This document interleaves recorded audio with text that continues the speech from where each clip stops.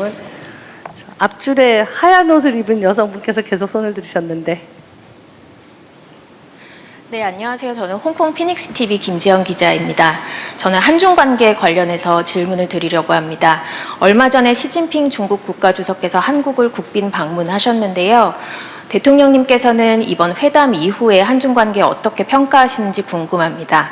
그리고 한국과 중국이 어떤 분야에서 더욱더 협력을 심화할 수 있을 것이라고 기대하는지 궁금하고요. 또 얼마 전 지난 1년 계엄 이후로 대중 외교가 좀 멈춰져 있었는데요. 이번에 대중 외교를 복원하시면서 개인적인 소회도 좀 같이 부탁드립니다. 감사합니다. 네, 좋은 질문 감사합니다. 한일 관계도 그렇지만 한중 관계도 대한민국으로서는 매우 중요합니다. 물론 군사 안보 분야에서는 한미 동맹이 매우 중요한 기반인 건 분명합니다. 또 경제 부분에 있어서도 좀 전에 얘기했던 대로 안미 경중 이렇게 해서 뭐 경제는 중국, 뭐 안보는 미국 이렇게 또 양쪽으로 나누기도 지금 어려운 상황이 돼가고 있습니다. 네, 국제 공급망이 크게 재편되고 있고 또 진영 간 대결이 격화돼서 좀 대한민국 정책을 수립하는데도 매우 곤란한 점이 많긴 합니다. 그렇지만 역시 대한민국과 중국은 지리적으로, 경제적으로, 역사적으로, 사회 문화적으로 뗄래야 뗄 수 없는 관계입니다. 한중 관계를 안정적으로 잘 관리하는 게 우리로서는 매우 중요하죠. 협력 가능한 분야는 아무래도 문화, 경제, 뭐 민간 교류 이런 영역이 아닐까 싶어요. 그리고 동북아 안정을 위한 안보 협력도 함께 논의해야 되지 않을까 싶습니다. 저는 현재 상황을 안정적으로 유지 관리하는 게 중요하다고 생각해요. 갈등이 격화돼서 군사적으로 대결하는 국면까지 가는 것은 결코 바람직하지 않다. 누구에게도 그렇게 생각합니다.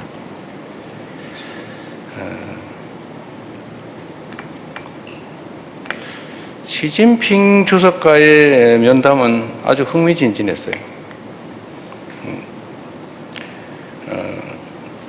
의외로 농담도 잘하시더군요. 생각보다. 한중 관계를 재설정하고 한중 관계를 새롭게 발전시키는 좋은 계기가 됐다고 생각합니다. 가능한 빠른 시간 내에 중국을 방문해서 정상회담을 광범위하게 또 충분한 시간을 가지고 여러 분야에 대해서 논의했으면 좋겠습니다. 아주 기대가 됩니다. 시기가 언제 될지는 모르겠어요. 제가 시 주석과 헤어지면서 가급적 빠른 시간 내에 올해 중으로 좀 방중했으면 좋겠다 말씀드렸더니 뭐 가능하면 그렇게 해보자고 했는데 아마 준비 상황이나 중국 상황이 그렇게 빠르기는 어려운 것 같습니다. 좀 시간이 걸릴 것 같은 생각이 듭니다. 이번 에이펙에서의 이제 한미 정상회담, 한중 정상회담은 매우 유용했다고 생각됩니다. 대한민국이 지금까지 매우 불안정하게 외교 관계를 유지했다면 매우 안정적으로 변화시켜서 미래지향적으로 외교 관계를 수립하고 진척시킬 수 있게 됐다고 평가합니다. 네. 다음 질문은 앞에 조주희 기자님. 저 ABC 뉴스 조주희입니다. 아까 그 성과 중에 핵 추진 잠수함을 말씀하셨는데요. 팔로우업 퀘스천을 좀 드리고 싶어요. 미국에서 워싱턴에서 아직 여전히 그 핵 추진 잠수함 관련 논의가 그 글로벌 비확산 규범을 약화시킬 수 있다는 그런 우려도 많이 제기되고 있습니다. 그래서 이번 지금 협상 과정에서 한국이 미국과 커뮤니케이션을 할 때 뭐 대한민국이 우라늄 농축이나 재처리 능력을 확보하려는 의도가 있다 없다 뭐 명확히 커뮤니케이션을 하고 계시는지, 아니면 혹은 그 부분에 있어서 지금 어떻게 로드맵을 혹은 전략을 짜고 있는지 좀 궁금하고요. 그다음에 또 하나 여쭤보고 싶은 게 있어요. 오늘 뭐 그 토픽이 민주주의 관련해서니까 K 민주주의 그러시는데, 우리가 그 대한민국이 뭐 팝, K-팝, K-뷰티, K-푸드, K자를 많이 잘 붙였어요. 네. 근데 이번에 또 K 민주주의라고 하시는데, 이게 K 민주주의가 다른 민주주의랑 뭔가 좀 뭐 독특한 유니크한 무엇이 있어서 K 민주주의라고 명명을 하셨는지 궁금하고요. 또 이거랑 관련해서 어제 제가 보니까 그 페이크 뉴스, 가짜 뉴스나 허위 정보에 대해서 좀 세게 조치를 취하자고 말씀을 하셨던 것 같아요. 그래서 태스크포스 팀을 좀 만들자 이렇게 하셨는데, 뭐 의도는 좋지만 여기서 굉장히 중요한 거는 누가 이것이 가짜 뉴스냐 거짓 정보냐를 판단을 누가 하느냐인 것 같습니다. 그래서 이 부분에 대해서 충분한 그 논의나 디스코스를 해보신 적이 있는지, 아니면 그런 논의를 앞으로 할 것인지, 그거에 대해서 좀 여쭤보고 싶습니다. 네. 질문이 3개나 되네요. Sorry. 좋은 질문 감사합니다. 우선 핵 관련된 입장을 좀 정확하게 정리를 해야 될 것 같아요.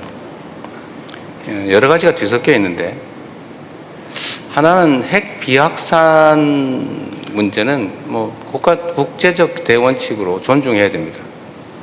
근데 핵 비확산이란 모든 핵 관련된 사업을 말하는 건 아니에요. 핵무기를 말하는 거죠. 핵무기는 더 이상 확산하지 않는다. 그런데 우리가 아는 예를 들면 원자력 발전소에 사용할 연료인 우라늄을 어느 정도까지 농축해서 스스로 사용할 수 있느냐, 아니면 농축은 금지되고 다 수입해야 되느냐. 일본은 농축을 하고 있죠. 예를 들면 일본에 핵이 확산됐다고 누구도 말하지 않습니다. 사용 후 핵 연료의 재처리, 뭐 일본도 하고 있죠.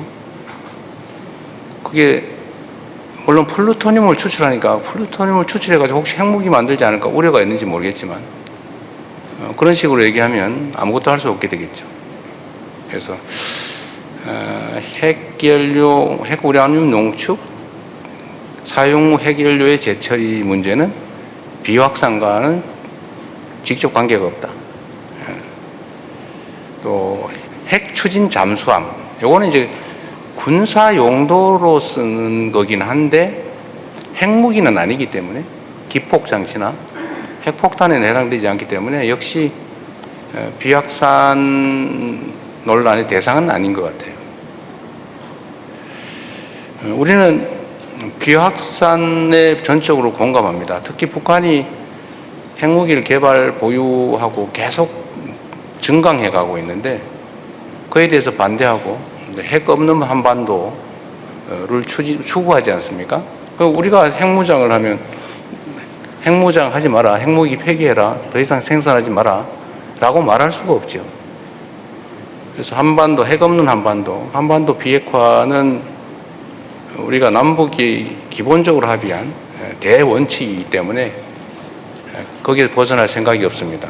역시 또 한 가지는 한국이 핵무장을 하게 되면 핵 도미노 현상을 부르게 되겠죠. 한국도 했는데 일본도 하자, 뭐 대만도 하자, 거기도 했어 우리도 하자, 뭐 이렇게 되는 거 어떻게 맞겠어요? 또 한 가지는 핵무장은 엄청난 제재를 감수해야 됩니다. 국제사회 누구도 동의하지 않겠죠. 특히 한국과 원자력 협정뿐만 아니라 뭐 안보 조약까지 맺고 있는 미국이 절대로 승인할 리가 없죠. 핵무기 개발을. 이미 있는 전술핵도 다 철수했는데,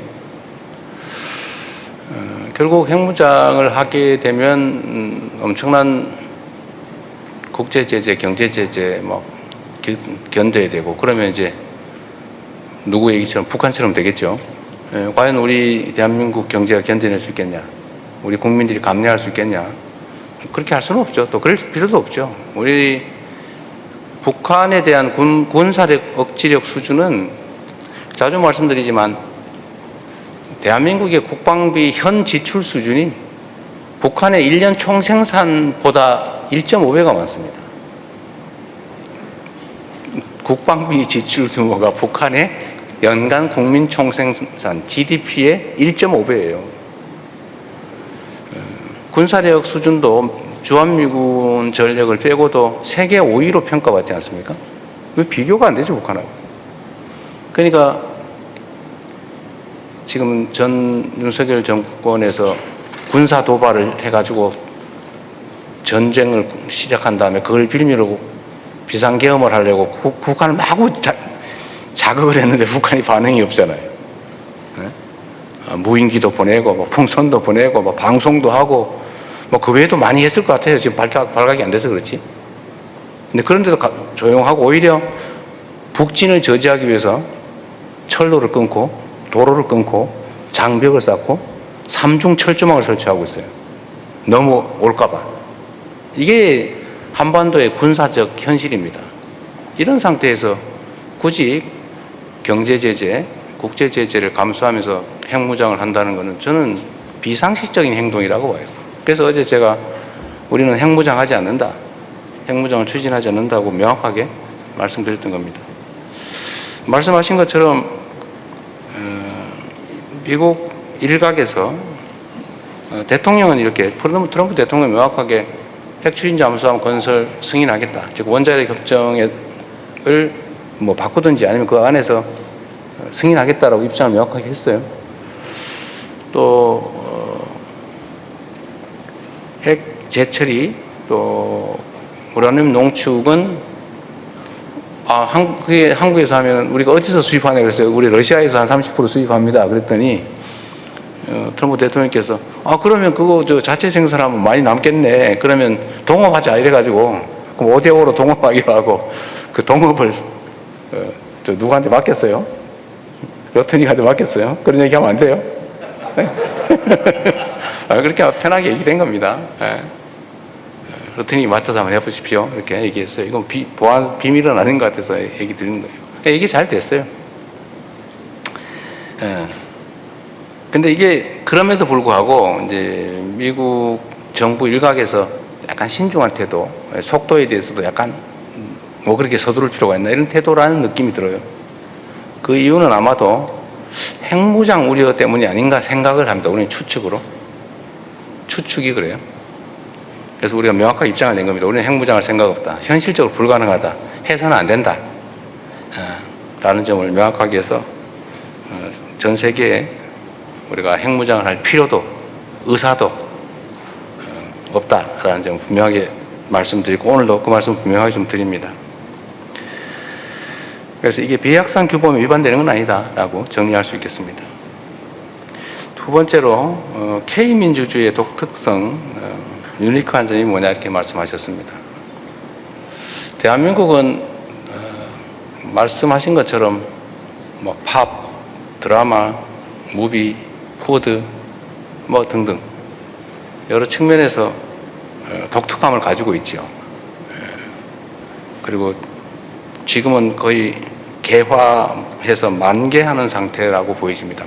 만개해 가는 상태. 저는 이거보다 제가 K민주주의란 말은 제가 만든 말인데 대한민국 민주주의에 독특함이 있다. 특징이 있다고 생각합니다. 그게 뭐냐면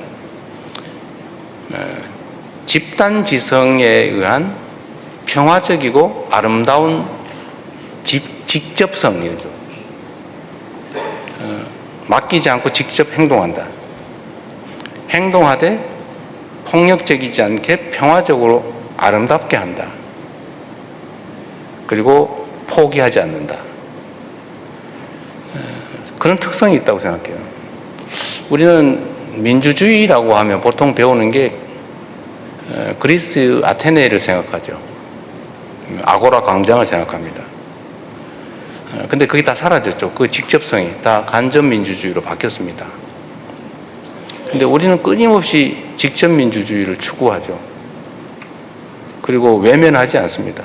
남의 일이라고. 참여하죠. 참여 욕구가 아주 강해요. 직접 행동해요. 행동하되 평화적입니다. 보통 우리는 집단 행동을 하면 딱 첫 번째 떠오르는 게 파괴 아닙니까? 방화, 파괴, 폭력. 원래 수천 수만 명이 모이면 첫 번째 벌어지는 일이 불 지르고 창문 깨고 가게 약탈하고 누군가가 폭행당하고 이런 장면이죠. 대한민국은 그런 전통이 아예 없어요. 80년 5월 광주에서도 군대가 먼저 총질을 했기 때문에 벌어진 일이지 시민들이 먼저 폭력행동하지 않았습니다. 87년 민중항쟁 때도 마찬가지죠. 그리고 보셨지만 그 후에 박근혜 대통령이 탄핵당한 촛불혁명 과정에서도 일체의 폭력행위가 없었습니다. 수십만 심지어 100만 명 이상이 모여도 길거리가 깨끗하잖아요. 청소 다 하고 가잖아요. 누가 하나 꼬집 핀 사람도 없죠. 이렇게 부서진 유리창 하나 없습니다. 그래서 그런 특징적인 요소가 있다고 보고 또 그게 또 성공했습니다. 지금 아마 세계사적으로 봤을 때 현실의 권력이 민중들의 무혈 평화 행동으로 그 권력을 끌어내린 사례가 제가 알기로는 그게 처음입니다. 그리고 또 10년도 안 된 시기에 2번씩이나 반복적으로 벌어졌죠. 이걸 보고 아마 많은 분들이 놀랄 거예요. 저 나라에서만 가능한가? 근데 제가 아까 말씀드린 거죠. 세계 시민들께 이 말씀을 드리겠습니다. 민주주의를 향해서 끊임없이 투쟁하고 있는 많은 세계 시민 또 민주주의 지도자들께 대한민국을 봐라. 현실로 있지 않냐. 그리고 이 민주주의라고 하는 게 국가 사회 발전의 큰 원동력이에요. 많은 사람들에게 자발성을 자극하잖아요. 자신감을 유도하지 않습니까? 대한민국의 힘은 저는 민주주의에서 왔다고 봐요. 각각의 개성과 인격과 인권이 존중되는 사회, 사람을 귀히 여기는 사람이 곧 하늘이다. 이런 사상, 사고 이런 것들이 저는 민주주의의 큰 원천이 됐다고 보고 그게 현실에서 발동되고 주권의식에 충만한 국민들이 비효율적이고 비민주적인 시스템을 결코 용납하지 않는 그런 것들이 국가 발전에 경제 발전, 사회 발전, 문화 발전에 큰 힘이 됐다고 생각해요. 그게 저는 자랑스러워할 만한 대한민국 민주주의의 특성이다. 모범으로 삼을 만한 아테네는 먼 이상 속에 있는 민주주의지만 대한민국 민주주의는 지금 당장 현실 속에 있는 현실적인 모범이다 라고 당당하게 말씀드릴 수 있습니다. 그래서 네. 제가 노벨 평화상은 대한민국 국민이 받아야 되지 않을까 그런 생각을 해봤다는 거고요. 민주주의와 관련해서 허위 정보에 대한 대응이 결국은 표현의 자유를 침해하고 일종의 독선으로 갈 수 있지 않냐. 누가 가짜임을 판단할 수 있느냐. 이 말씀을 하셨어요. 맞는 지적이십니다. 그러나 이런 건 있죠. 누구도 이견이 없는 상식을 가진 보통의 사람이라면 부인할 수 없는 명백한 허위들이 많습니다. 예를 들면 중국 정부가 작업을 해서 대한민국이 그 부정선거로 대통령이 뽑혔다. 이런 주장이 있잖아요. 부정선거를 했으면 윤석열 대통령은 왜 당선됐습니까? 그 트럼프 대통령께서도 이번에 한국을 방문하고 귀국하고 난 다음에 그 홈페이지에 올린 글에서 써놨잖아요. 부정선거는 없다. 명백하죠. 그런 것들 또는 그 외에도 많습니다. 그 상식적으로 그냥 아무나 보통의 사람이 판단했을 때 명백한 허위. 근데 이게 선동의 소재로 사용되는 거. 이런 것들은 막아야죠. 우리가 가치 판단의 영역, 그러니까 팩트가 아니고 의견의 영역은 손대지 않는다. 뭐 욕을 하든 비방을 하든 상관없다. 팩트의 영역에서는 명백한 허위를 가지고 공격하는 것, 편을 만들어서 사회를 분열시키는 것, 이거는 제재해야 된다. 이건 표현의 자유 영역에서 벗어나는 거다 이렇게 생각합니다. 그거는 민주주의를 보호하기 위해서 필요한 게 아니라 민주주의를 해치는 독약과도 같은 것이죠. 그런 건 제거해야 되는 겁니다. 그건 최근에 갑자기 벌어진 일이 아니라 과거에도 언제나 그랬죠. 명백한 허위 팩트는 형벌로 다스려 왔습니다. 민사상 엄청난 손해배상을 가하기도 했죠. 뭐 미국 같은 경우는 그렇게 했죠. 대부분의 나라는 명백한 허위일 경우에는 형사적 처벌을 해왔습니다, 이미. 지금은 방치되는 측면이 있어서 그에 대해서 엄정하게 좀 대응해야 되겠다는 말씀을 드린 거고, 이거는 결코 표현의 자유를 침해하거나 민주주의를 위협하는 것이 아니라 오히려 민주주의를 위해서 꼭 필요한 것이다. 이렇게 말씀드리겠습니다. 네, 다음 질문은 대통령님께서 선정해 그래요? 주십시오.